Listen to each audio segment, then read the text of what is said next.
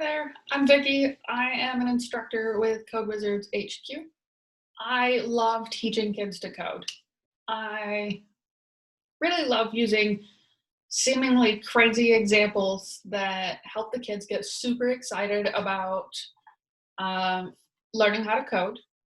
I love using examples about dogs, cats, chores, playing games. They're not a big fan of talking about chores, but they get the concept. So it helps them understand the concepts, and it just really helps them kind of translate from real life examples to code terms.